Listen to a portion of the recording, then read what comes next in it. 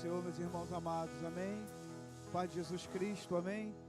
Está ao lado de cá de pé, ao lado de cá sentado. Vamos ver quem vai ganhar? Ih, caramba, o lado todo levantou, graças a Deus. Vamos ficar de pé, abra sua Bíblia, Lucas capítulo 9.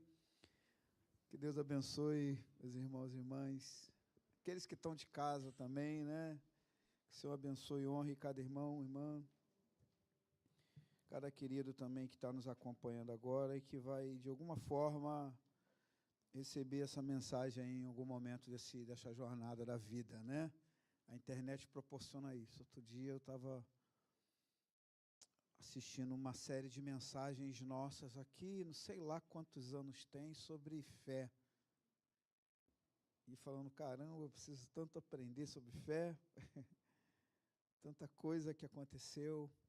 Eu estou aqui em Lucas capítulo 9, nosso assunto é o amor incondicional de Deus, e a gente tem por desafio esse mês a frase, uma das mais belas, né, uma das mais lindas, que é Jesus dizer, siga-me. É uma das mais lindas, né? Disse Jesus, siga-me. E nós estamos trabalhando uma interpretação desse chamado em cima de Lucas capítulo 9, dentro de uma realidade. O amor de Deus, ele é incondicional, mas ele é inflexível.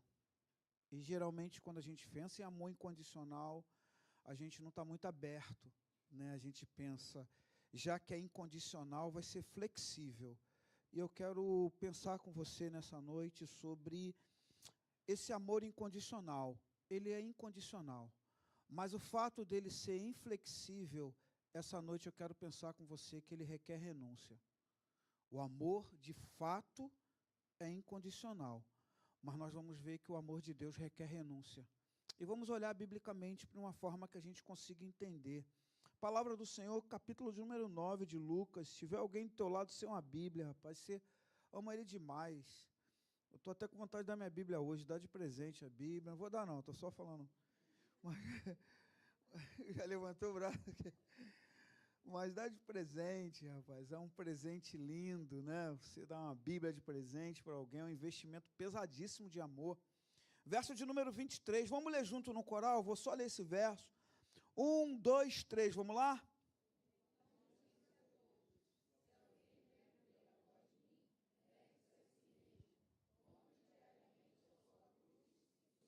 Amém. Espírito de vida, eu creio que a porta da tua palavra já está aberta sobre esse lugar. Então agora não é sobre o Senhor, é sobre nós. Nós queremos que a revelação da tua palavra seja como está escrito no Salmo de número 119, verso 130. A exposição da tua palavra venha dar luz e entendimento aos simples. Por isso eu quero declarar, ó Deus, a tua palavra em 2 Coríntios capítulo 10, que, ó Deus, tudo que se levanta contra a revelação, a pessoa bendita de Jesus Cristo, que não prevaleça no nosso meio. Que seja, ó Deus, para a glória do teu nome, levado cativo à obediência agora. De uma maneira linda e maravilhosa, que possamos ouvir, interpretar aquilo que nós estamos ouvindo de uma maneira santa como estamos ouvindo e que possamos responder com o coração quebrantado e contrito. Então, eu rejeito toda forma distorcida de ouvir a palavra de Deus. Eu rejeito agora em nome de Jesus. Eu quero declarar que não vai prosperar. Nenhum sofisma maligno, nenhum pensamento profano não vai prosperar. Quero declarar que a tua palavra é martelo que esmiuça a pedra nessa tarde, já virada de tarde. Que o teu nome seja glorificado e exaltado. Senhor, Espírito Santo, faça com que a exposição das Escrituras nessa noite possa se tornar lâmpada para os nossos pés e luz para o nosso caminho, para a glória do nome de Jesus. Amém. Amém, gente. Pode se assentar, estou no verso de número 23, e é gostoso a gente pegar essa palavra e a gente olhar agora com carinho. Eu quero passar tempo aqui nela e eu quero, antes de mais nada, ter uma reflexão sobre a realidade secular. Até porque o pensamento secular a gente tem que entender de maneira sociopolítica, nós temos que entender de maneira pessoal e temos que entender o termo. Então, antes de mais nada, eu quero que você leia. Por quê? Porque nós temos uma realidade secular aqui. E pode-se passar décadas, pode-se passar centenas de anos, enquanto houver uma sociedade, a secularização ela vai existir. Então, antes da gente banalizar a questão secular, é bom a gente entender aquilo que vai, por mais que haja mutação, os grupos, as formas, as maneiras, por mais que vá havendo uma mutação na forma de ver a vida e a sociedade, o secular, ele vai estar sempre pontual ali. Então, é importante a gente chegar aqui, verso 23. Então, disse a todos, conversamos semana passada sobre esse convite universal, eu quero avançar um pouquinho nesse versículo. Se alguém quer, se alguém o quê, irmãos? Se alguém quer,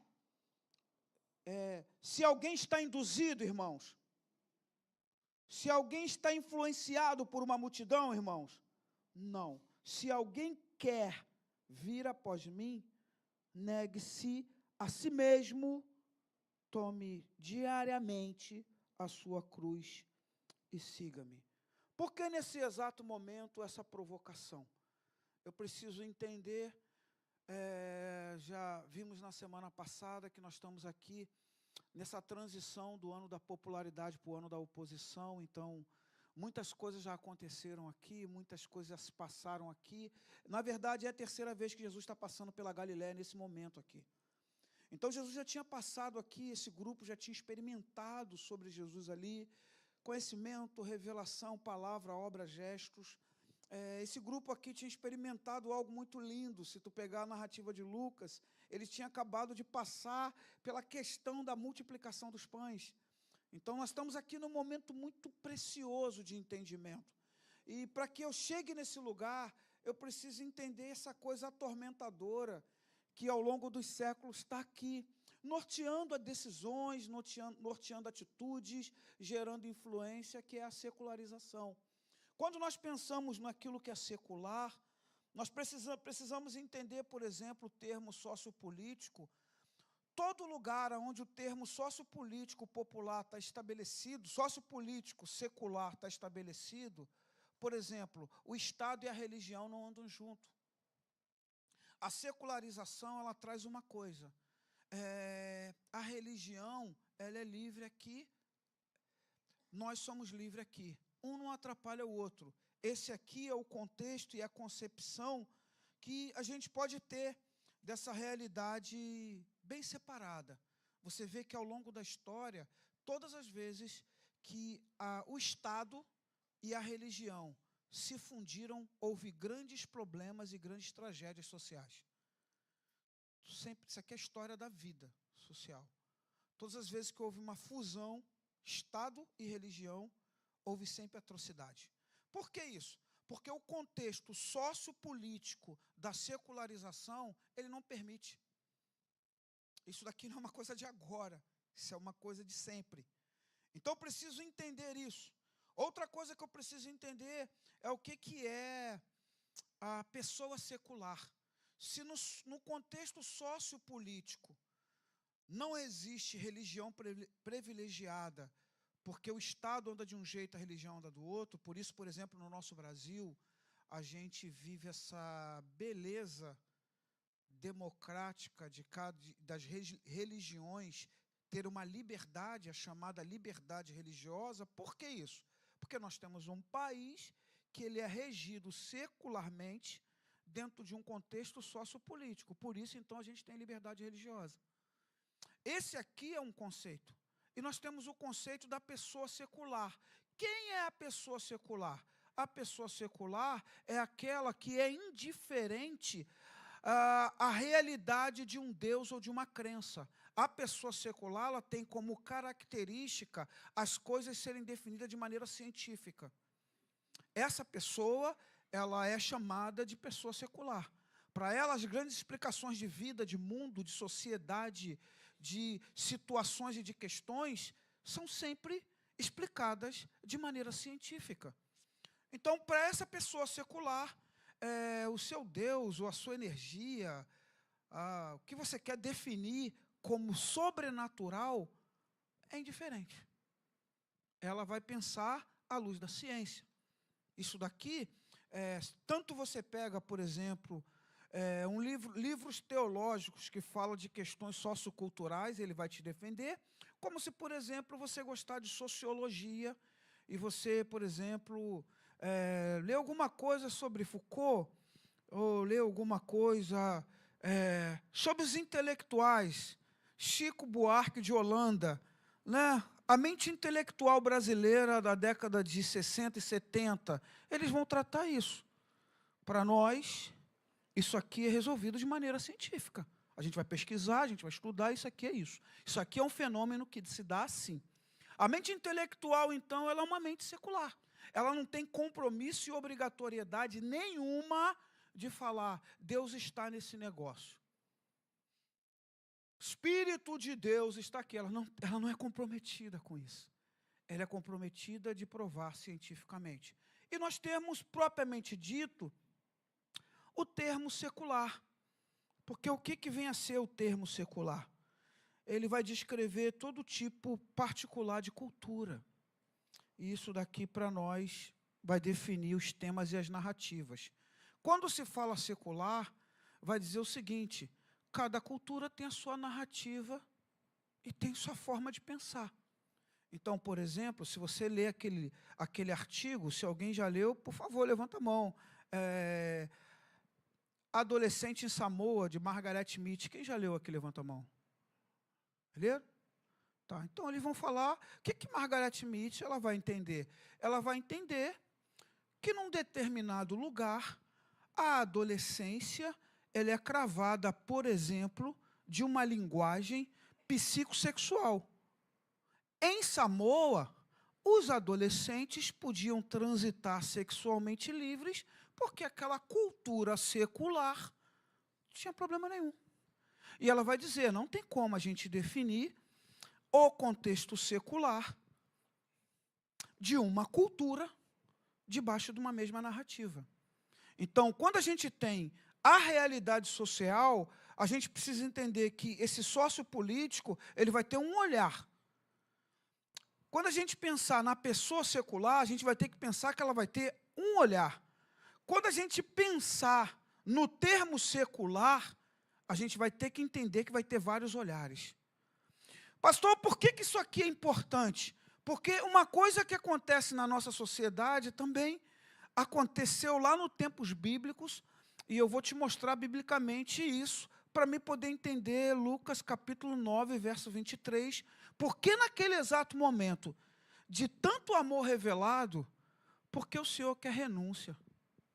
Ele já te ama, né? Pô, o mais difícil é te amar, não é assim, irmãos? O mais difícil para mim é Jesus me amar. Porque cada vez que eu me conheço, cada vez que eu me descubro, cada vez que eu vejo tantas pontas de fio soltas em mim, eu falo, pô, me amar não é fácil. Me amar é desafiador. Pô, ele me ama. Isso aqui é o mais difícil. É alguém me amar. Ele me ama. Pô, coisa incrível. E a gente para e pensa e fala assim, bom, o que acontece com uma sociedade, então, com um grupo social, com pessoas e com uma pessoa que ela é atingida pelo amor de Deus? E o que acontece quando chega o momento de uma entrega a esse amor? Por que elas recuam? Se você está consciente que você é amado, se você está consciente que tem um amor ofertado para você, por que tu não responde, cara? Então, eu preciso olhar para isso, porque nós temos uma coisa que acontece desde o Éden. E eu queria que você guardasse isso. Nós temos a contaminação do discurso. Nós temos o quê, irmãos? Isso. A contaminação do discurso, dentro do contexto sociológico, significa que pode haver um fenômeno que altere, por finalidades específicas, toda uma condição de uma pessoa ou de um grupo. Por isso que você vê na política os outros falar que um é cabeça de gado, né? O outro é gado, o outro é boi, o outro é manada, o outro é não sei o quê.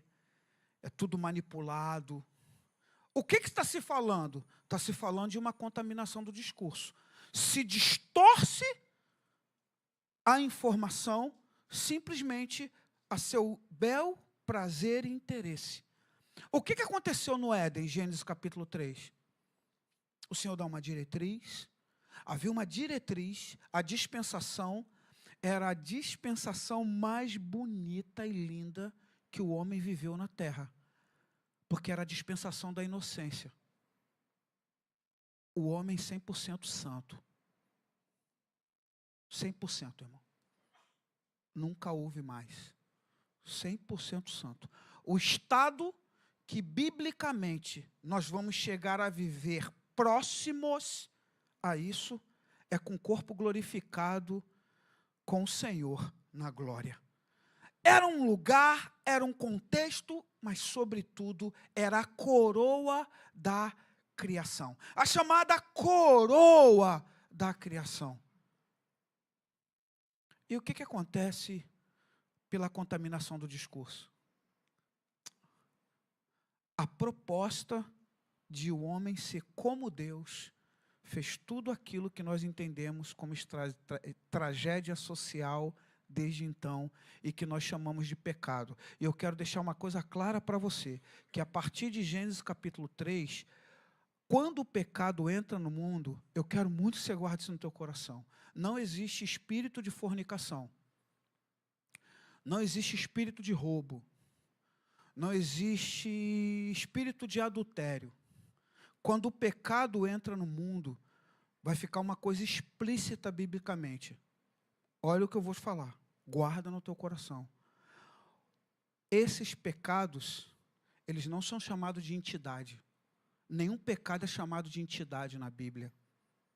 Pecado é o homem transgredindo o padrão moral de Deus. Pecado é o homem distorcendo aquilo que Deus estabeleceu de maneira moral para ele como coroa da criação. Isso aqui é o pecado. Pecado não é uma entidade. Se prostituir não é uma questão de entidade. É uma questão de falta de regeneração. Roubar não é uma questão de entidade. É uma questão de falta de regeneração, novo nascimento. A partir de Gênesis capítulo 3, você vai ver o discurso contaminado. E aí, o que você tem? Você tem uma sugestão. Se você participar disso aqui, você será como Deus. A oportunidade e a proposta de um endeusamento faz com que todo um estado de santidade seja quebrado. A secularização nasce. E agora nós temos as formas de governo, é chamado de uma dispensação que é o governo humano. Quebra-se a dispensação da inocência, agora começa o governo humano, e toda essa desenvoltura vem ao longo dos séculos. O que é importante eu pensar nisso, pastor? É eu pensar que, por causa da contaminação do discurso, nós temos a polarização. O que é isso, pastor? A polarização é o que desencadeia tudo quanto é tipo de divisão. E aí o nosso diácono estava dando a palavra aqui, ele citou Caim e Abel, que é uma forma interpretativa de polarização. O que nós temos, pastor? A desconfiança.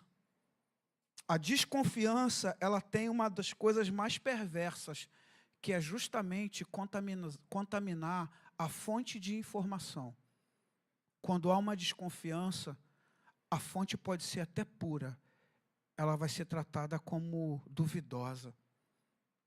Quando há esse efeito terrível da contaminação do discurso, há a violência. E a violência nós sabemos bem, porque ela é carregada de intolerância. Todas as vezes que nós lermos Gênesis capítulo 3, se você quiser cravar esses pontos e efeitos, pode cravar no capítulo 4, na casa de Adão. Que você vai ter isso tudo lá, num capítulo só. O que aconteceu, pastor? A contaminação dos discursos. Por exemplo, o Senhor faz uma promessa, imagina, Deus fala para um povo, você é a menina dos meus olhos, você é minha nação peculiar, capítulo de número 19 de Êxodo, você é particular para mim. Quando chega em Números capítulo 13, eles tinham que entrar na terra da promessa. 12 homens entram, 10 homens vêm, e o relato deles, a Bíblia diz que inflama o coração do povo. Quem já leu, por exemplo, Números aqui, levanta a mão. Entende? 2 homens que tem que dizer, não, a terra é boa, Deus nos prometeu, a terra é boa. 10 homens entram dizendo assim, não, lá tem gigante. E as escrituras vão declarar que eles inflamaram o coração de uma nação. Contaminação do discurso. Isso aqui está aqui. Quando você pega, por exemplo, 1 Samuel, capítulo de número 8, a história se desenvolve a partir de Deuteronômio, capítulo, de uma maneira linda, estabelecido a partir do capítulo 29, o estabelecimento de reino para Israel. O reino, ele carregaria algo messiânico. Lá em Gênesis capítulo 49, de uma maneira linda e poderosa, foi profetizado que o cetro nunca arredaria de Judá. O lugar da justiça teria um trono. Israel, então, quando ele olha o reino, ele sempre olha um sistema de governo soberano e santo. Só que quando chega 1 Samuel capítulo 8, sabe o que o povo de Deus faz?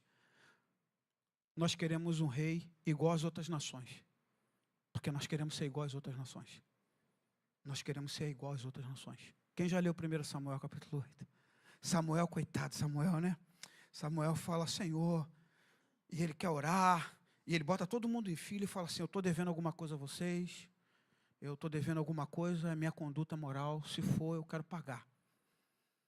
E aí o Senhor vem falar com Samuel e fala, Samuel, eles não estão rejeitando a você, eles estão rejeitando a mim, de reinar sobre eles. Por que que Israel abre mão de ser reinado pelo Senhor? Por quê, pastor? Porque o governo era chamado de teocrático. Havia um rei, mas quem governava era Deus. Por que que eles abrem mão de Deus governar? Porque eles queriam ser iguais? Isso, às outras nações. Porque eles queriam ser iguais às outras nações. O discurso, ele foi contaminado. E aí você tem os profetas. E aí você tem, por exemplo, é terrível demais, né? 1 Reis capítulo 22, você tem Micaías. O que eu mais sinto dor ali é um rei piedoso fazer aliança com um rei ímpio. Né? E aí, de repente, os profetas que eram sustentados por Acabe e por Jezabel, eles eram profetas da corte, eles recebiam um pagamento para profetizar. Eles chegam para Micaías e falam assim, olha, os profetas a uma só voz estão dizendo que vai ser assim. Olha lá o que você vai dizer. E Micaías fala assim, não, assim como o Senhor disser, isso eu falarei. E porque ele não se deixou contaminar pelo discurso, ele tomou um tapa no rosto e foi preso. Ficou a pão e água, diz as Escrituras. Lidar com a contaminação do discurso nunca foi fácil. Nós estamos no 1º século, Lucas capítulo 9. E isso daqui é tão terrível que isso aqui está aqui, gente. Isso daqui está presente aqui. E isso daqui está tão arraigado aqui, que quando Jesus passa fazendo a sua obra, a sua vida ministerial, e ele cumpre o seu ministério, ele morre, ressuscita, é assunto aos céus, a igreja é inaugurada, e agora nós temos mais de 25 anos, 23 anos da igreja viva, andando no poder, na graça, milagres, maravilhas, unção fluindo, amor fluindo, as nações da época sendo atingidas. Qual foi o problema que Paulo teve que aconselhar a igreja de Corinto? Abra sua Bíblia. Quando Paulo vai conversar sobre ressurreição, um dos assuntos mais profundos para a história da igreja.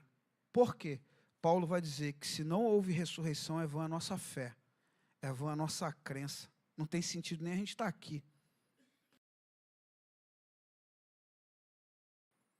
Porque isso aqui eu falo com os casais sempre que a gente está conversando, não tem como uma coisa irresistível depois se transformar em desprezível. Por uma coisa que é irresistível se transformar em desprezível, tem que passar muita água por debaixo da ponte, né? Se é que isso vai acontecer. Porque o certo é aquilo que é irresistível e para sempre irresistível, até porque nós estamos falando de aliança. Mas quando a gente vai vendo, a multidão, ela começa a seguir a Jesus, começa a estar perto de Jesus, começa a desfrutar de Jesus. Você vê como é que é a contaminação do discurso? Jesus faz o primeiro milagre. E por que ele fez o primeiro milagre da multiplicação dos pães? Porque uma multidão de 5.000 homens, segundo uma contagem histórica, 5.000 homens mais esposa e filhos, no mínimo 22.000 pessoas, estavam no lugar parando, ouvindo os ensinamentos deles. E ficou o dia todo, tanto tempo ouvindo os ensinamentos, que os discípulos se inquietaram. E falando, mestre, como é que a gente vai dar o de beber ou de comer a eles? E aí aquele fato maravilhoso, é um fato, tá? Da multiplicação dos pães e dos peixes. E aí 12 apóstolos carregando 12 cestos cheios de pães e de peixes, e ainda sobraram. Todos foram saciados. A primeira multiplicação dos pães, então, não foi por causa da fome, foi porque pessoas estavam atentas do ensino. Mas a segunda multiplicação dos pães, o que Jesus fala para eles? Vocês não vêm perto de mim por causa do meu ensino. Vocês vêm para perto de mim por causa dos? Contaminou ou não o discurso? Contaminou. Contaminou. A primeira vez, foram lá sem expectativa de comer. Da segunda vez, provavelmente, eu não sei como é isso, tá? Eu tenho muito receio de conjecturar. Mas eu acredito que, pelo maná, tá? Eu acredito que os pães multiplicados ali e os peixes não tinham gosto comum.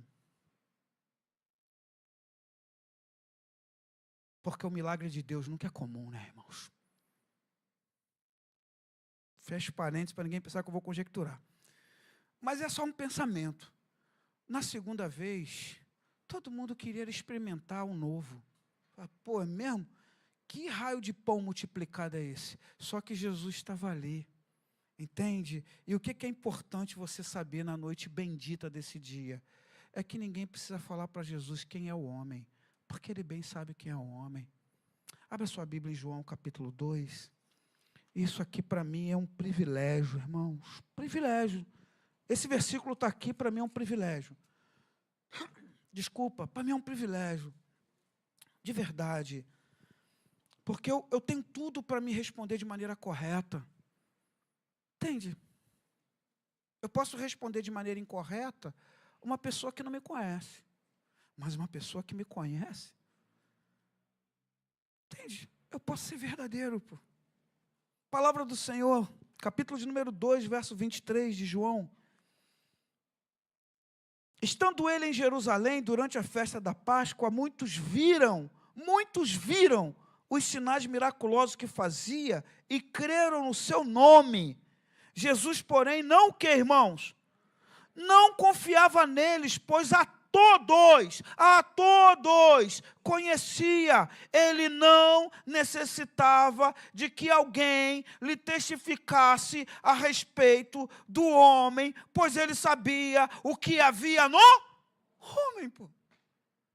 Então Jesus está vendo aquela multidão ali, e vou te falar uma coisa, eu gosto de uma coisa estudando a pessoa e a obra de Jesus, e fica essa dica para você, que é uma dica que eu tenho lutado para a minha vida e eu seguir. Foge do barulho, cara. Foge do aplauso. É só barulho. Jesus sabia o que havia no homem. Jesus sabia o que havia no homem. Isso daqui para nós é muito intrigante. Por quê? Porque eu posso responder de maneira correta. Por exemplo, quando eu vejo as histórias dos avivamentos, ou as histórias das renovações espirituais, ou as histórias do grande impacto do Espírito Santo na vida das pessoas, existem características que elas são muito evidentes. Eu coloquei algumas aqui, por exemplo, no despertamento espiritual, consciência e vida encontram-se ampliamente fundidos.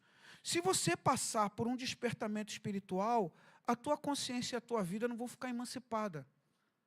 Você não vai querer fazer uma coisa e viver outra, não. Elas estão fundidas. Porque o despertamento espiritual te atinge como um todo. Então você vai viver isso. É a história bíblica e a história dos avivamentos da humanidade.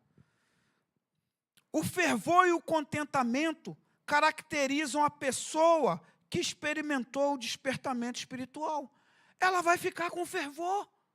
Ela vai ficar nessa coisa gostosa do contentamento. Porque ela experimentou um despertamento espiritual.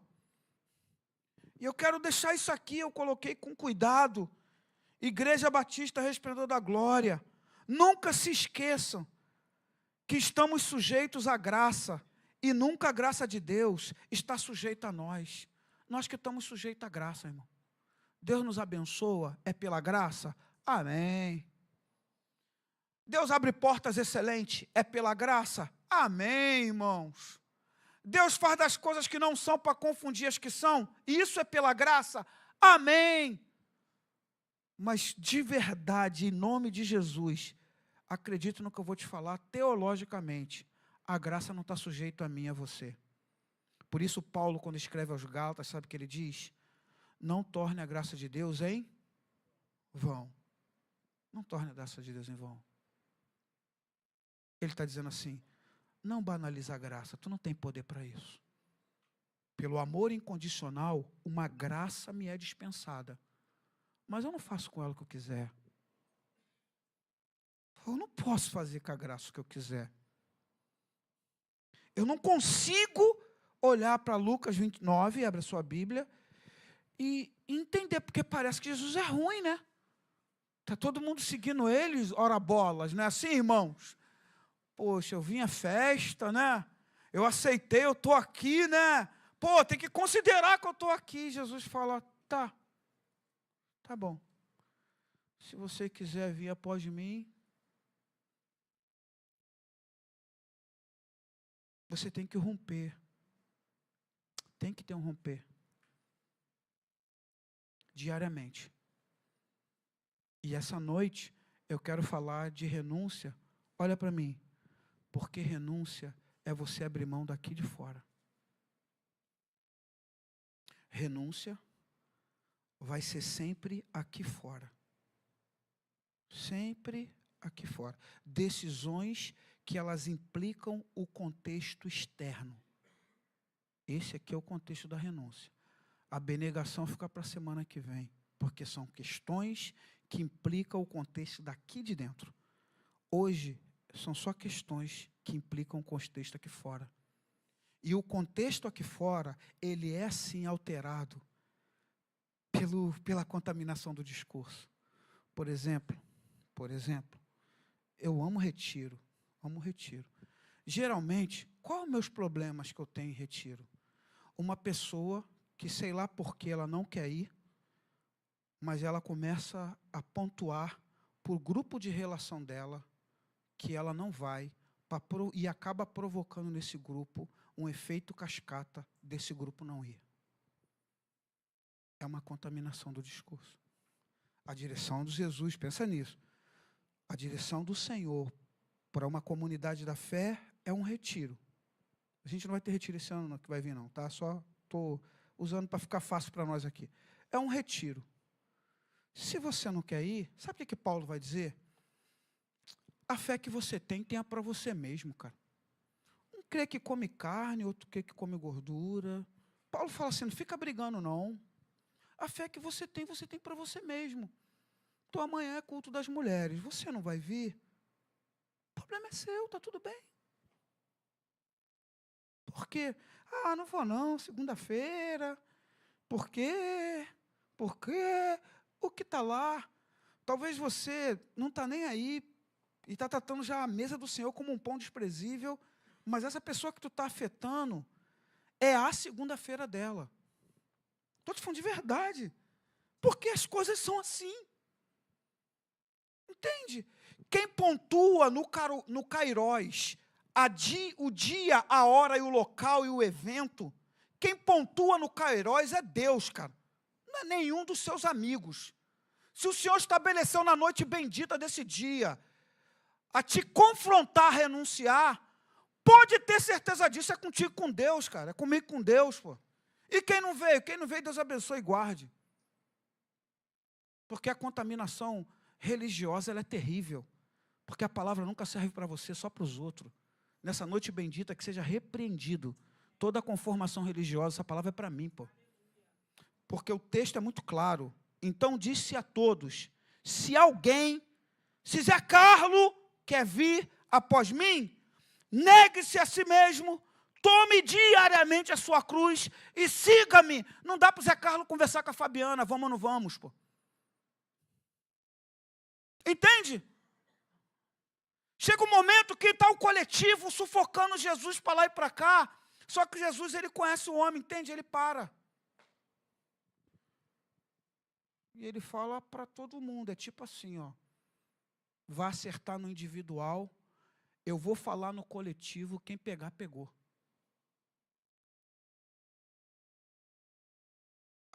Há uma realidade de um amor que ele é incondicional, mas ele requer renúncia. Gente, é terrível isso, né? Eu estava de manhã conversando na escola de crescimento, algumas coisas que são claras para mim, e às vezes eu fico pensando, meu Deus, eu que não lia nem jornal, essas coisas são tão claras para mim, que eu fico pensando, meu Deus, eu aprendi isso novo convertido, Deus foi muito generoso comigo. Por exemplo, quem crê que Jesus é fiel aqui, levanta as mãos. Quem tem experiência com a fidelidade de Jesus aqui, levanta as mãos. Beleza, mas quem crê que Jesus é a verdade aqui, levanta as mãos. Você acredita que uma pessoa que é mentirosa consegue ser fiel? Quem acredita que o mentiroso é fiel aqui, levanta a mão. Oi? Não. Para você acreditar que Jesus é fiel, primeiro você tem que acreditar que ele é verdadeiro. Se Jesus é verdadeiro para você, ele é fiel. Por que não renunciar por ele? Por que não renunciar por ele? Por que não renunciar por ele? Jesus é verdadeiro. Quem concorda que Jesus é a verdade aqui, levanta as mãos. Estou te intimidando, vim até sem gravata. Quem concorda aqui, levanta as mãos. Só você que concordou. Ele é a verdade para você? Então você pode dizer que ele é fiel. Por que isso? Eu não acredito que uma pessoa mentirosa seja fiel. Se você deixar esse conceito, é fácil de você pensar. O mentiroso, ele está associado à fidelidade ou à infidelidade, irmão? Oi? Jesus é fiel. Beleza? Jesus é fiel, irmão? Então ele é verdadeiro. Jesus é verdadeiro. Você não renuncia por quê? Então você abre mão pela mentira, acomoda-se o discurso, e você faz, beleza, e depois estrutura toda a mentira, beleza, mas Jesus vem e ele é a verdade, e ele fala assim, tá bom, você quer vir? Zé Carlos, você quer vir? Então você negue a si mesmo, tome a sua cruz e me siga. E aí o Zé Carlos fala, bom, mas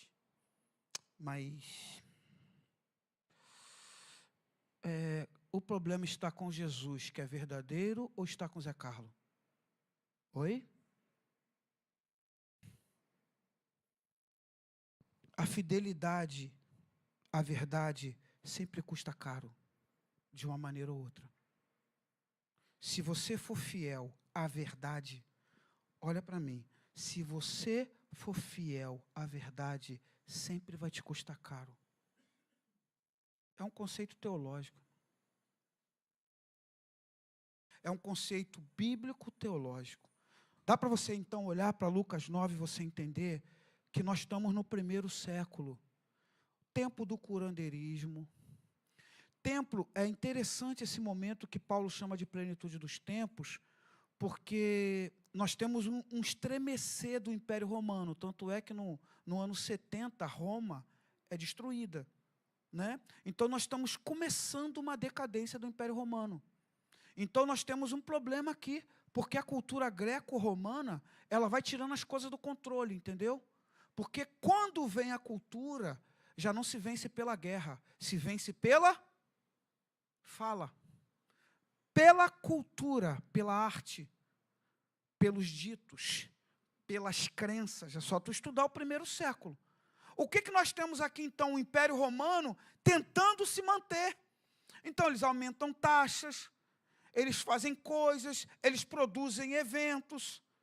Tantas coisas estão acontecendo aqui. E Jesus, quando ele está vendo já, estamos entrando no ano da oposição, e ele está vendo essa multidão vindo atrás dele, é uma peneira, irmãos.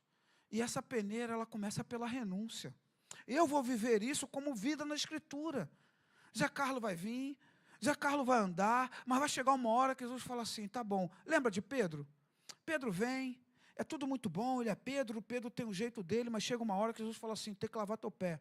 E Pedro falou, meu pé tu não vai lavar. Ele falou, se eu não lavar o teu pé, o quê, irmãos?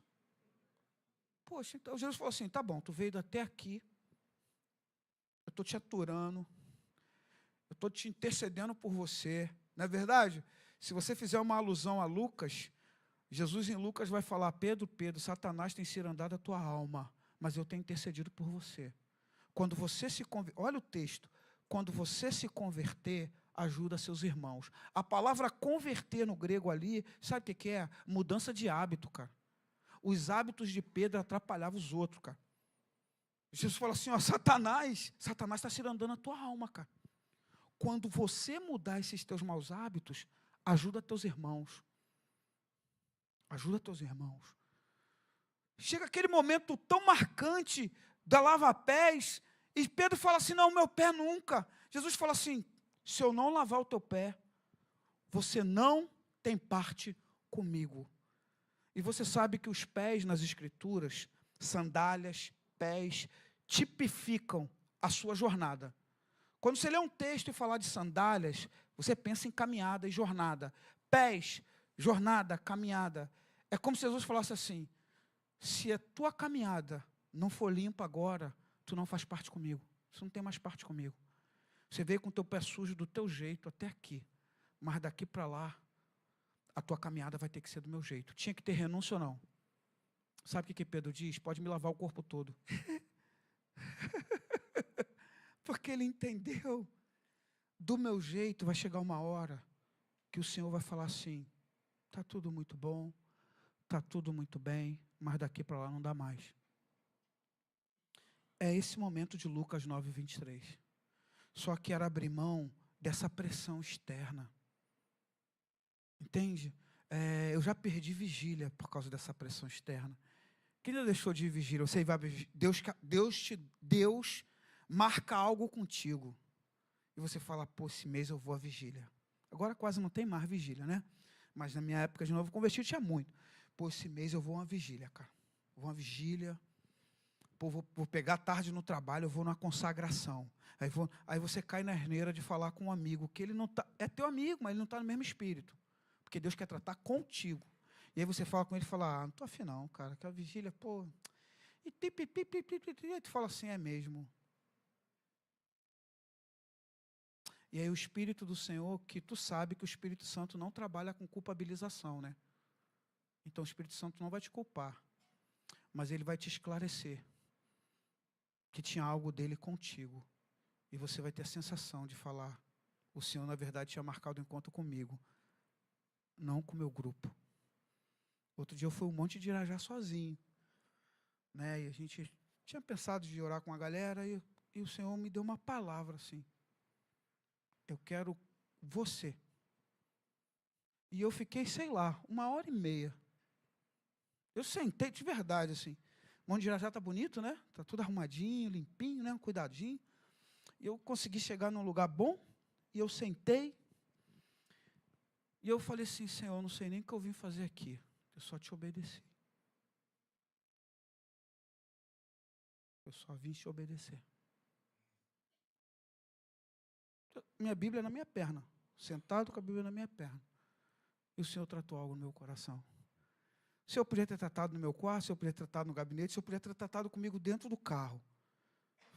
Vou ser sincero para você, não tive coragem de perguntar. Tem gente que parece que é tão íntimo de Deus, que tudo Deus tem que fazer explicadinho.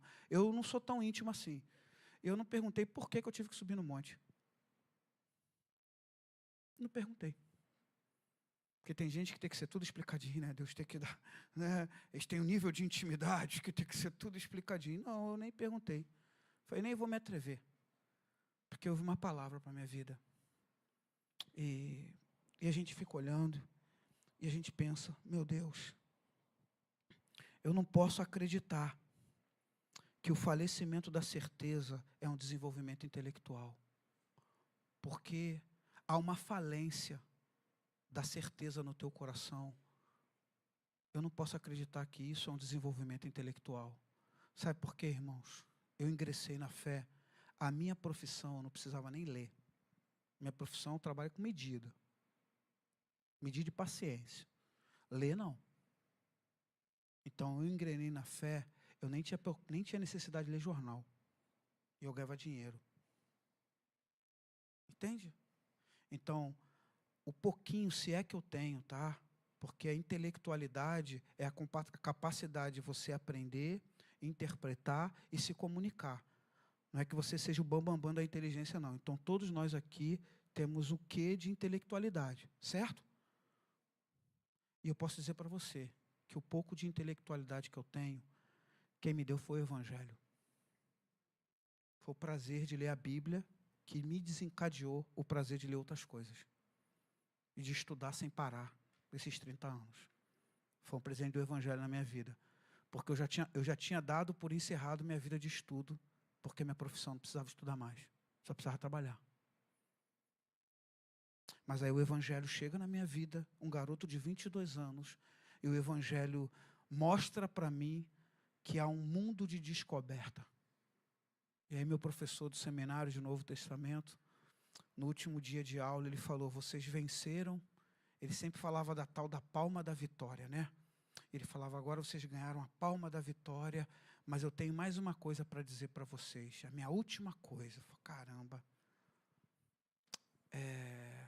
Vocês aprenderam a estudar de Gênesis e Apocalipse.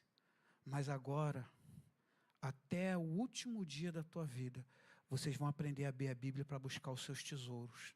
E os tesouros da Bíblia são inesgotáveis. E estou eu aqui, caçando tesouros. Mais uma vez, em Lucas capítulo 9, verso 23, e eu procurei nos meus montoeira de esboço o que eu tinha de Lucas 9, 23, e nada é igual ao que eu estou compartilhando para você estudando a semana inteira. Por quê, pastor? Por quê? Ai, Jesus, eu quero encerrar, né? O amor é incondicional, mas ele requer renúncia, irmãos. E aí eu coloquei uma coisa aqui, eu gosto de Marco, né? Um marco na vida. Qual foi o último marco da tua trajetória de fé? Qual foi o último marco da tua trajetória de fé? Qual foi o último marco da tua trajetória de fé? Alguma coisa que você fala assim, isso aqui é inesquecível para mim, essa data, esse momento, essa situação, essa coisa. Porque isso aqui, eu sei que foi Deus. O nome disso é um marco, né? Qual foi o último marco da tua história de fé? Quem tem marco aqui na história de fé, levanta as mãos. Alguns marcos? Graças a Deus. Pô, graças a Deus. Qual foi o último marco? Eu vou te dar uma diretriz. Se você quiser anotar, se você quiser um termômetro honesto, consciente, tá? E que você pode descansar o teu coração acerca do marco e crescimento da tua fé, eu quero que você anote. Aqui você tem uma andada, uma caminhada. Porque o marco na fé serve para duas coisas. A primeira, mostrar até que ponto nos envolvemos em direção aos propósitos de Deus. A primeira coisa que eu quero que você guarde sobre o marco é que quando você, por exemplo, se um ano atrás, se foi há um ano atrás o teu último marco na fé, dá para você ver até nesse um ano o quanto você tem se movido na direção dos propósitos de Deus. O marco serve para isso. Porque é como se você tivesse mais um marco zero. Um ponto zero. Pá! E aí, quando você olha para aquele ponto zero, dá para ver o quanto você se desenvolveu andando no propósito de Deus. Isso aqui é legal. A segunda coisa. O marco na vida de fé, ele também mostra algo muito interessante. O quanto nós nos distanciamos dos propósitos de Deus. Deu para tu entender? O mesmo marco, ele pode mostrar o quanto você desenvolveu e se movimentou na direção do propósito de Deus. Ou o mesmo marco pode mostrar claramente o quanto você se desviou do propósito de Deus.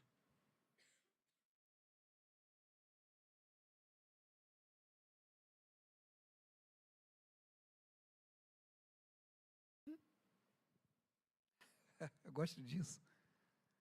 Deu para você entender? O mesmo marco, ele mostra o quanto você desenvolveu na direção do propósito de Deus, e ele também mostra o quanto você se distanciou dos propósitos da direção de Deus. O mesmo marco, pô. Ó, estamos em novembro. Pensa assim, pensa leve, que o último marco de Deus na tua vida foi 1º de janeiro de 2025. Nesse exato momento é dia 9 de novembro. É só você ver o quanto você se moveu na direção de Deus, pô. Na direção, nos propósitos de Deus. Se você agora não foi para lugar nenhum, tu se desviou, pô. O teu marco mostra que você saiu da direção de Deus, pô, que você não desenvolveu. Deu para tu pegar? Quem está entendendo aqui? Levanta as mãos. Pô, graças a Deus. Graças a Deus. Graças a Deus. Gente, tinha mais ou menos 2 anos e meio que Jesus estava andando entre eles, exercendo o ministério. Só naquele lugar da Galileia era a 3ª vez que Jesus estava passando. Muitos marcos. Ainda ter dúvida se renuncia para seguir ele ou não?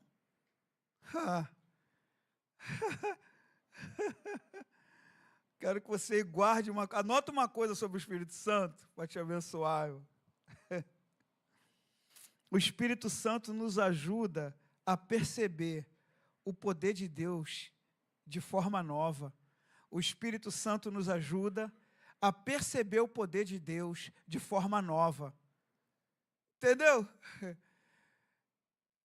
Entendeu? Você acordou amanhã, tá, mas você vai perceber o poder de Deus de forma nova.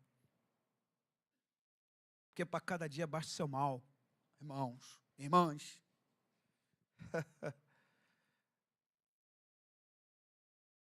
Eu gosto de Tito, cara. E eu gosto dessa conotação de Tito, sabe? A graça de Deus nos ensina. A gente tem muito que aprender com a graça, ela nos ensina. Ela nos educa, eu gosto disso. A graça de Deus nos educa. Poxa, ela é maravilhoso demais. Ai, Jesus, o Espírito Santo nos ajuda a perceber o poder de Deus de forma nova. Por isso, irmãos, o ministério de convencimento do Espírito Santo nunca fica ultrapassado. Por isso que você chega no culto, você está sempre sendo convencido. Por isso que você pega a Bíblia, você está sempre sendo convencido. Esse ministério de convencimento do Espírito Santo, ele nunca fica ultrapassado. Pelo teu último marco da fé, é só você medir quando ele aconteceu e até hoje, como o Espírito Santo está te convencendo ou não. Né? Você está te convencendo ou não. Você imagina... eu estava assistindo algumas coisas e eu percebendo, e eu estava ouvindo um especialista, ele falar sobre a anestesia coletiva. E aí ele estava dizendo uma coisa muito interessante, ele estava falando das falências da casa de show. Que teve um momento, né, ele está falando de país de primeiro mundo, que as multidões iam para a casa de show, para aquele monte de luzes, aquele som alto e aquele barulho, e e eles falando da rede empresarial tendo que se reinventar pós-pandemia, porque houve uma mudança de mentalidade. Então, agora, precisa se achar a nova anestesia coletiva. Porque aquela anestesia que produzia um tipo de dopamina, que as pessoas eram viciadas naquilo ali, agora está sendo distribuída para várias coisas. E sabe o que ele falou? Sobre as corridas matinais. E aí ele falou do crescimento das corridas. E aí ele falou, há uma grande geração que, por exemplo, sábado não sai até tarde, porque domingo de manhã elas vão correr. Então elas deixaram de ir para a noite. Elas diminuíram a questão alcoólica, e elas pararam então de beber. Elas diminuíram de beber, porque agora elas querem correr no outro dia de manhã. Então elas não estão mais. Aqueles que iam para aquela... eles não vão mais. Eles preferem fazer o quê? Eles preferem ir no barzinho da rua. E eles ficam até uma determinada hora, volta para casa, dorme cedo, porque no outro dia, bem cedo, geralmente às 7 horas da manhã, né? 7, 8 horas da manhã, eles têm que correr. E aí eles voltam, e eles estão se saciando de outra forma. E aí esse especialista estava dizendo, se hoje nós não entendermos a anestesia coletiva, o empresariado corre o risco de fazer um grande investimento e falir. Eu estava vendo um programa de negócios, eu estava pensando assim, falei, caramba, e essa moda de igreja com um monte de jogo de luz vai passar, rapaz. Ih, caramba, essa moda de show gospel vai passar, cara. Entende? Essa moda ela vai passar. Por que isso? Porque a máquina financeira, ela gira em torno de uma anestesia coletiva, contaminação do discurso. Pelo próprio fim e interesse, alguém faz você pensar de um jeito e conduz a vida para esse jeito. E o que é triste? Você vai. Um grupo de pessoas estão decididos a apedrejar uma mulher. E Jesus, ele estava desenhando no chão, segundo as Escrituras.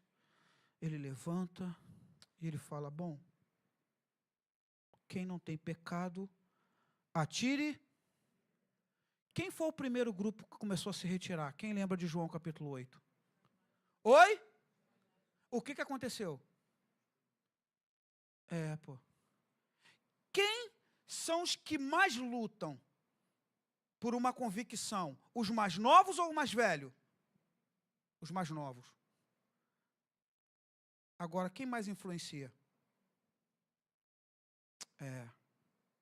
Então, qualquer movimento de revolução social, você vai ver os mais velhos incitando os jovens. Toda passeata que você vê política, você vai ver que o corpo da passeata é uma multidão de jovens com os mais velhos ditando cadência. Só que Jesus, ele quebra o discurso em João capítulo 8. Em João capítulo 11, o que Jesus faz? Ele quebra o discurso. Em Lucas capítulo 9, Jesus está quebrando o quê, irmãos? Porque está todo mundo vindo num frenesi. Eu vou ler o texto com você e vou encerrar. Está todo mundo vindo num frenesi, irmão. Está maneirão, está gostosinho no azeite. Entendeu, irmão? Está tranquilo. Só que Jesus para e Jesus fala assim, eles estão pensando que é uma brincadeira? Estão pensando que isso é uma brincadeira? Isso aqui não é uma brincadeira. Entendeu? Isso aqui não é uma brincadeira. Eu estou falando de palavras de vida eterna. Então, comecei dizendo para você, e mais uma vez eu vou dizer, o teu mau caratismo não é um espírito. Entendeu? Não existe o espírito do mau caráter, isso não é uma entidade. Entendeu? Não existe uma entidade da ganância, não existe o espírito de ganância. Quando se fala espírito de ganância, se fala disposição, não de uma entidade. Quando a Bíblia trata de ganância, a Bíblia chama isso de pecado. Quando a Bíblia fala de inveja, ela não está falando que existe um espírito vindo lá das profundezas do inferno que ele gera inveja. Não, porque esse tipo de pecado não é uma entidade, gente. É uma falta de regeneração no coração do homem. E aí Jesus está vindo com a multidão, mas Jesus conhece. Ninguém precisava falar para Jesus o que tinha dentro desse serzinho, desse ser humaninho. Ninguém precisa falar para Jesus o que tem dentro desse ser humaninho. Ele bem conhece esse ser humaninho. Então Jesus chega para esse ser humaninho e sabe o que ele diz? Se você quiser vir após mim, negue-se a si mesmo. Toma diariamente a sua cruz e siga-me. Quem aceita a liderança de Jesus aqui, levanta a mão. Tá certo. Eu vou te explicar o que significa liderar. Liderar, liderar significa andar na frente. Quem aceita a liderança de Jesus? Pô, você vai ter que seguir ele. Ele está falando isso, ó. Eu vou te liderar, mas para mim te liderar, tu tem que renunciar. Quem quer ser liderado por Jesus aqui? Levanta as mãos. É isso. Então, Lucas capítulo 9, irmão, vamos só ler para orar. 7 horas, hora de acabar. O amor é incondicional, sabe? Ele é gostoso demais. O amor é incondicional, mas ele vai requerer renúncia. Entendeu? Então não é sobre Deus me ama e Ele sabe. Não é sobre isso. É sobre, para ir mais fundo, tem que estar submisso para onde Ele quer que vá. E é aqui que a gente se perde no secular. Porque o discurso agora já não é eu amo Jesus de todo o coração. Eu dou a vida para Jesus. Jesus, minha vida é tua, Jesus. Eu fui jovem, né, da igreja, né? E o jovem orava, eu quero morrer fazendo a tua. Eu fiz parte de uma geração que só lia sobre missões. E existia a chamada janela 10x40. Né? Quem lembra da janela 10x40, obra missionária, né? E a janela 10x40, todo mundo aspirava. Todo mundo aspirava a ser enviado, sabe? Jesus, o culto de missões era uma choradeira, porque você acreditava. Vou fazer isso. Quando eu fui enviado ao campo missionário, rapaz, assim, 2 vezes quase eu morri no campo missionário, né? E eu vou confessar uma coisa para vocês aqui, eu podia até desligar isso, não desligando isso. Eu tinha vontade de morrer servindo a Jesus, rapaz. Jovem, tá vendo? Puxa vida, que eu falava, rapaz, caramba, se eu morrer aqui servindo a Jesus, o nome de Jesus. Sabe o que a gente lia sobre o sangue dos mártires? O eco que daria. E a gente queria se entregar. Entendeu?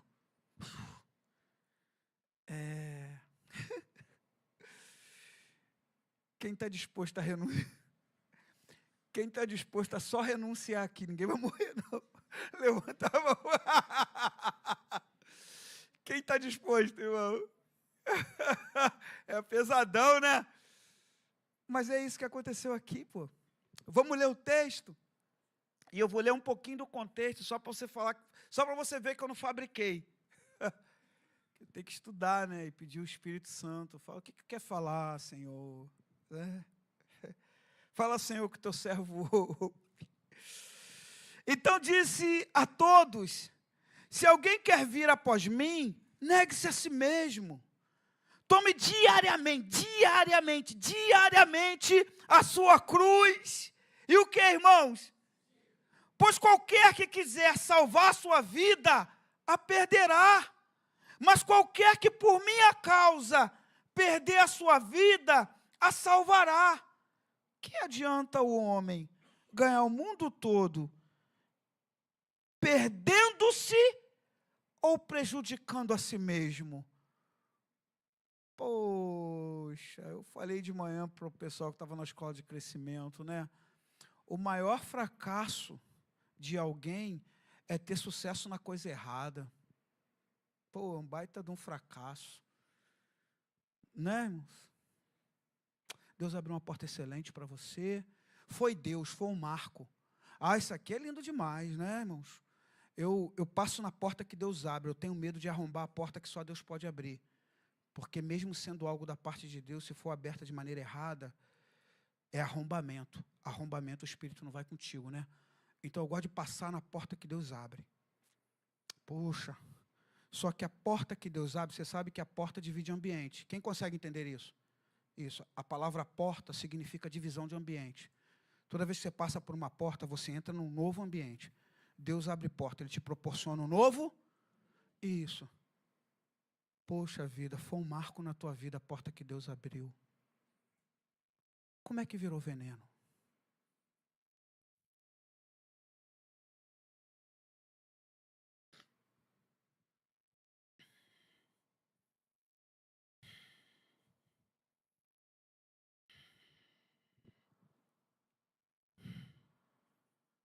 Por que está cheio de argumento? Por que virou veneno? A bênção de Deus não enriquece, não acrescenta dores? Por que virou veneno? Quem crê que Jesus é a verdade aqui, levanta as mãos, irmão. Então você crê que, porque Ele é a verdade, Ele é fiel. Porque se Ele fosse a mentira, Ele não seria fiel. O mentiroso, ele nunca é fiel. O mentiroso nunca o quê, irmão? Nunca. Nunca é fiel.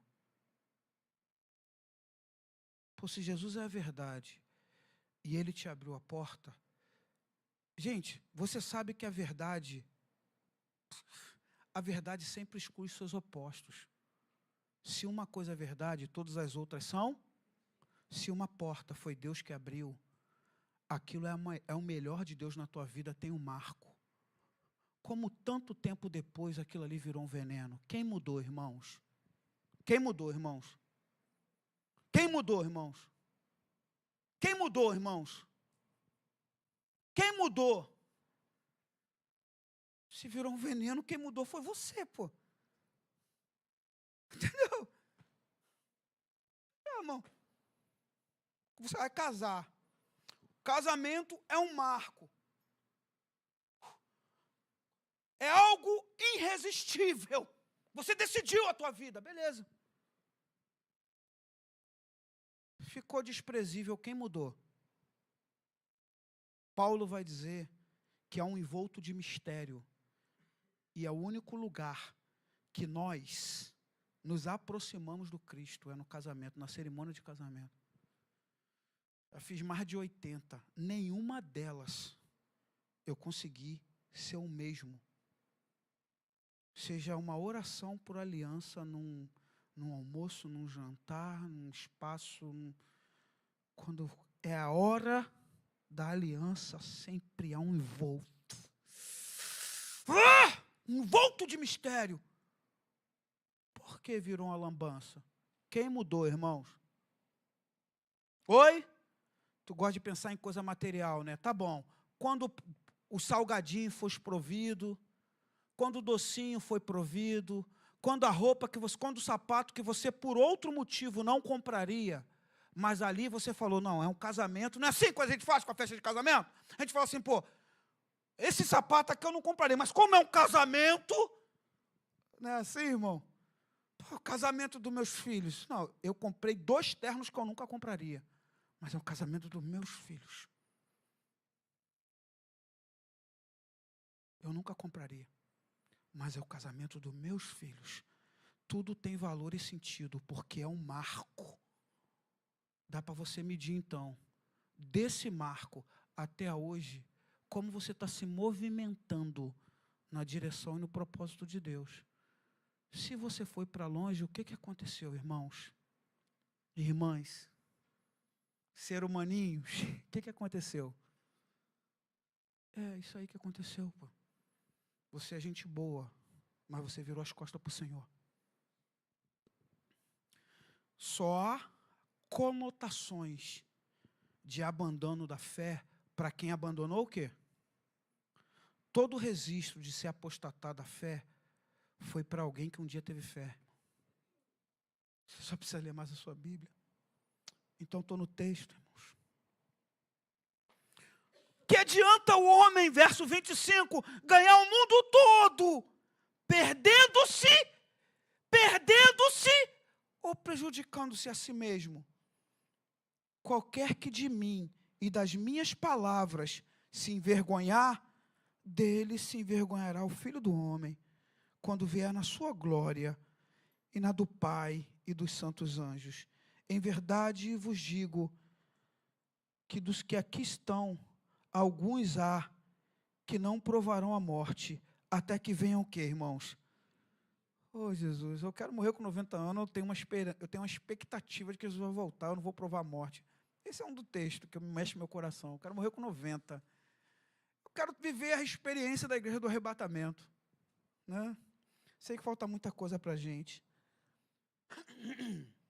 Jesus disse, siga-me, mas renunciar é preciso. Se não consegue renunciar, precisa entender que é necessário nascer de novo. É necessário pegar a estrada da santificação e falar, Senhor, eu fiquei sabido demais, intelectualizado demais e incrédulo demais. Eu fiquei muito bonzinho demais, eu sei tudo demais. Mas quando eu olho o meu último marco da fé, eu vejo que eu já não ando contigo um tempão.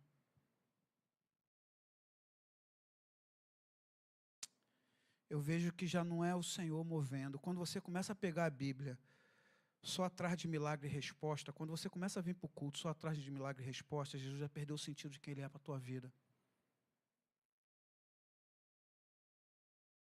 Sabe o que é bom ser um pastor local?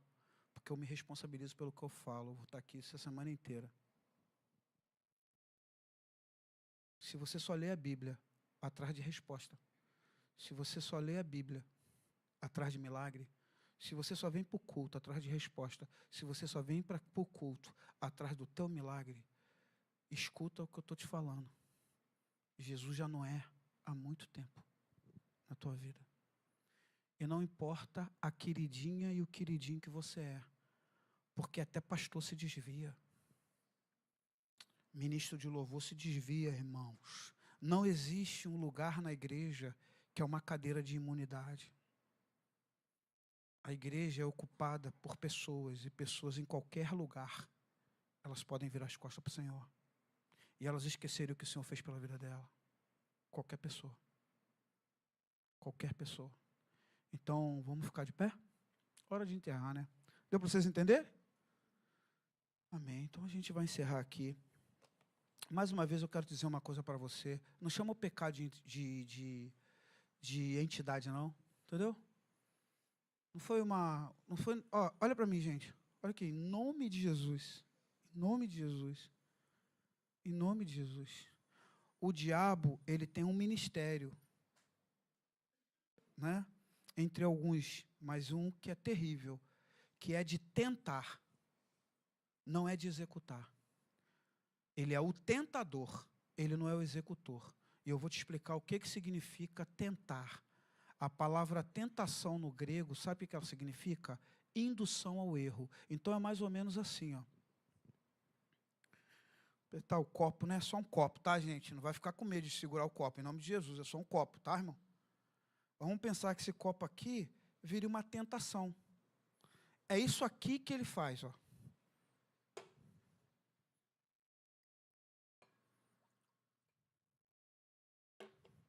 Só isso. Ele não é o executor, ele é só o tentador. Sabe o que a Bíblia diz? Que não vem tentação nenhuma sobre a nossa vida que não seja humana. E junto com a tentação, Deus envia o quê? Isso. Então o diabo, que é só o tentador, ele coloca uma tentação. Deus, que conhece, que sabe de todas as coisas, te envia o escape. Olha a distância. Tiago vai dizer que você olha, não aconteceu nada. Você foi engodado, ou seja, seduzido. Não aconteceu Nada, mas deu à luz o pecado, porque aquilo começou a mexer dentro de você. Você falou, aquilo é bom para mim, um copo d'água agora eu preciso. Isso aqui é só uma água, tá, gente? Pelo menos, não gosto de falar que o pastor bebeu um copo de pecado. Não, isso aqui é só água. Em nome de Jesus. Em nome de Jesus.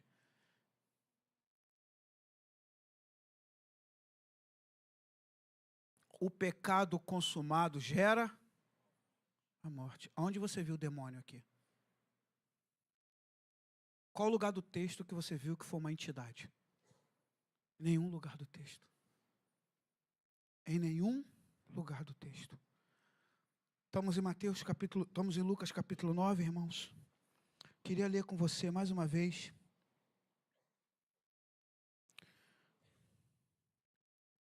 Vamos ler para a gente encerrar, irmãos. 1, 2, 3. Vamos lá? Opa, Lucas 9, 23. Fez bem para você essa palavra? É a palavra de Deus para você? Amém. Que o Espírito do Senhor te agracie. Que seja a palavra de vida eterna sobre a sua vida e a sua casa. Que o dia de amanhã, a tua vida entre os domingos, seja norteada pela palavra de Deus. Que a palavra de Deus seja lâmpada para os seus pés, luz para o seu caminho. Já que Jesus disse que nós somos limpos pela palavra que Ele tem deixado, que essa palavra limpe você hoje. E que essa palavra seja o que está escrito no Salmo de número 91. Ela seja escudo e bloqueio na sua vida. Que essa palavra seja, como o salmista Davi disse, ela seja pura e cristalina para você. Que essa palavra ela gere em você aquilo que o salmista disse no Salmo de número 2. Uma segurança tal que você vai chegar em casa, você vai deitar e repousar em segurança, porque você vai saber que o Senhor é contigo. Que essa palavra te dê autoridade contra os ardis de Satanás. Como Jesus a usou na tentação do deserto, você tem a coragem e a autoridade de usar nas provocações e na tentação da tua vida. E na hora certa você saber dizer: para trás de mim, Satanás. Nem só de pão viverá o homem, mas de toda a palavra que procede. Não se familiariza com o texto, não. Que procede da boca de Deus.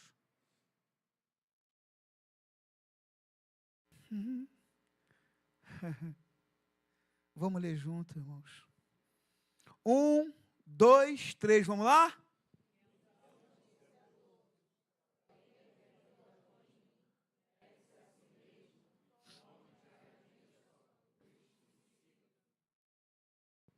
Amém.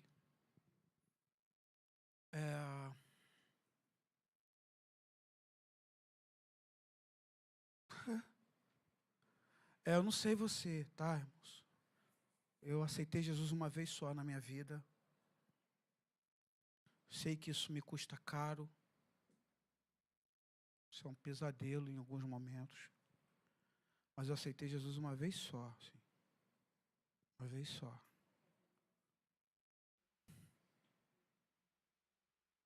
Mas o texto diz para mim, sabe o quê? Que eu tenho que renunciar diariamente. Que eu tenho que renunciar de que forma, irmãos? Diariamente, irmão. Então, a probabilidade de haver uma contaminação do discurso quando eu chegar em casa e ligar meu aparelho de TV hoje é muito grande. Amanhã. Olha para mim. Uma boa parte de nós que estamos aqui não se concentra no culto, não é sobre o tempo do culto, não. É sobre teu coração estar tão carregado de outras prioridades que não tem sentido. Estou te falando de verdade. Eu vejo isso no meu dia a dia. Eu tenho aulas na faculdade que é 3 horas sem parar. Você sabe como é que é a faculdade. Tu levanta a hora que tu quiser, tu vai no banheiro a hora que tu quiser. Poucos na sala bancam as 3 horas sentado. Porque é uma inquietação por tanta coisa de informação que as pessoas não conseguem se concentrar, irmãos. A tua falta de concentração não é problema do outro. a tua falta de concentração é um problema do labirinto que você entrou. Entende? Então, minha conversa não é sobre isso hoje, não. Minha conversa é: há um amor incondicional pela tua vida, você é preciosa demais. Você é precioso demais. Há um amor incondicional pela tua vida. Só que requer renúncia. E todas as vezes que você pensar em renúncia, pense em abrir mão das coisas que são aqui de fora. Se amanhã é o culto das mulheres e a intercessão dos homens, Deus quer tratar com você, que se dane o teu corpo de amizade. Eles que aprendam a lidar com você, colocando o Senhor acima de tudo e de todos.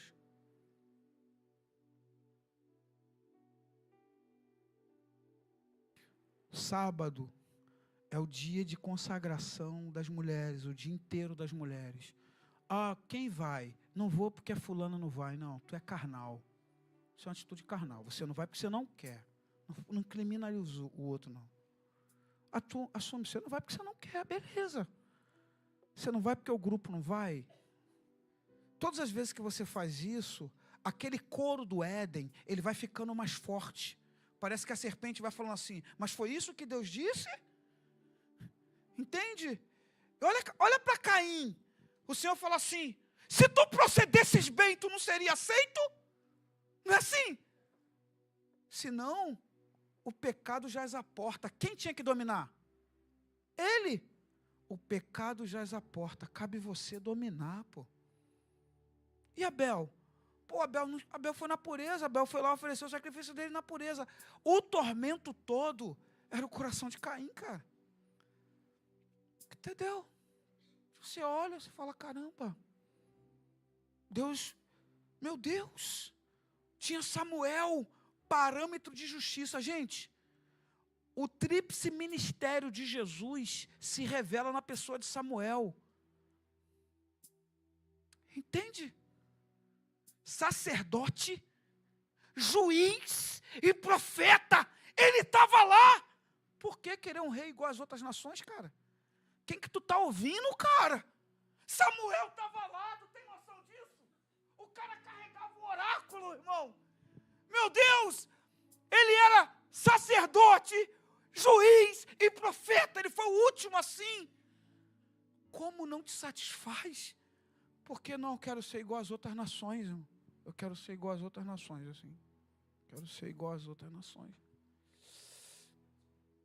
A igreja de Corinto, irmãos, todos os dons estavam neles, né? Quando a gente quer estudar sobre dons do Espírito Santo, qual igreja que a gente tem que estudar? Pô, de Corinto, cara. É incrível! O poder de Deus, os dons batiam ali dentro, cara. Era incrível! Muito poder de Deus, muita graça de Deus. Paulo tem que escrever para eles e dizer: as más conversações, ou, na nossa tradução, as más companhias, fazem o quê? Corrompe. A palavra corromper, ela está ligado a uma desestruturação da beleza. Tudo que é corrompido era algo que é belo, que foi destruído, cara. Poxa. Vem o Senhor e está vendo aquela galera. Pô, gente, entende? Eles já estão interpretando tudo errado. Eles já estão interpretando o pão porque eles querem comer algo diferente. Eles estão interpretando a cura como um monte de coisas. Os outros querem estar com ele para tirar foto. Jesus fala: tá bom, você que quiser vir após mim, negue-se a si mesmo. Só faz o seguinte: toma diariamente a sua cruz. Organiza uma coisa na tua cabeça. Fica um dia, me lembra, tá? Que eu vou profundo contigo no Getsemane e vou te explicar o que é carregar a cruz. Mas só para ficar aqui de maneira ajustada. Carregar a cruz não é brincadeira do Dicró, não, que é levar a sua sogra, não. Entendeu? Falecido Dicró, coitado. Carregar a sua cruz não é levar a pessoa que nunca consegue pagar a pizza no final do culto, não, nada disso. Carregar a sua cruz, pode estudar. Carregar a cruz é uma referência à sujeição de Jesus, à direção que Deus deu. Então, carregar a sua cruz é você abrir mão de toda a tua vontade e se colocar no lugar da obediência. A sua cruz é todos os teus desejos e tua vontade. A sua cruz não é essa pessoa que está ao teu lado, não é aquela pessoa. Não tem a ver com o teu casamento, não tem a ver com o teu filho, não tem a ver nada. A tua cruz é toda a tua aspiração. É só sobre você, cara. Por isso é a tua cruz. E sabe o que Jesus fala? Diariamente, isso significa que você nunca vai largar essa cruz. Pegou ou não? Está difícil entender isso? Está difícil então? Então eu estou 30 anos carregando essa cruz? Estou carregando a cruz do Zé Carlos. A vontade, as aspirações, essa guerra que Paulo diz que duas naturezas estão brigando aqui dentro, e que tem hora que o bem que eu quero fazer eu não faço, e o mal que eu não quero, esse eu faço. Imagina aquele homem com 25 anos de ministério, eu vou fazer 21, e ele ainda tem essa briga dentro dele, hein? Esse homem que fala da lei do espírito de vida, hein? Mas ele ainda tem essa briga. É isso aí. É esse homem que vai dizer, eu não posso viver. Eu estou crucificado com Cristo. Então vamos orar. Vamos orar. Ei, Jesus, vamos orar. Vamos orar. Eu vou orar, irmãos. Se alguém tiver que...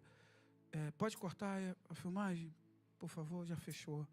Se alguém quiser ir, tem um baião de 2 ali. Pô, de verdade. Até avisa, Lu, para guardar uma porção para mim, em nome de Jesus.